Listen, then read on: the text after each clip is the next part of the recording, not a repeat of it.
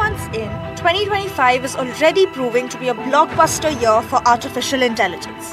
From China's DeepSeek to US's ChatGPT and the Stargate project, Beijing and Washington are now vying for influence in yet another arena, AI. Shifting from a chip war, it seems, a US-China battle for AI dominance has begun. On day one, President Trump announced the Stargate project, which would invest an unprecedented $500 billion in developing US AI infrastructure. China hit the AI world with a thunderbolt, a low-cost, low-chip and open-source AI model, DeepSeek.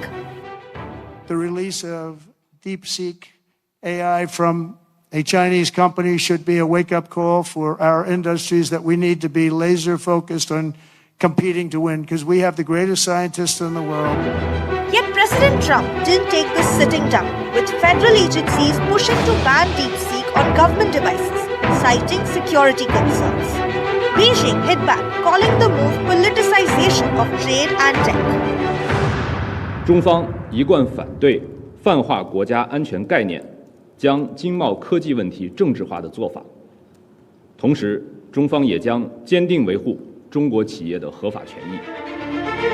With DeepSeek breaking assumptions about the origins of innovation in powerful AI models, it has reignited questions about Washington's strict chip export controls and how effective can they really be. Yet, beyond this competition lies something more dangerous. Tech and AI is heading towards an unsettling future, where a few companies control AI models, each with their own agenda setting, further polarizing the tech arena.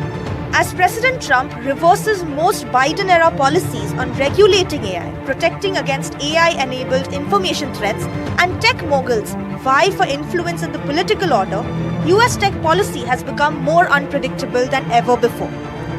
This makes the Paris AI Action Summit crucial for stakeholders from across the globe to come together in shaping global AI governance.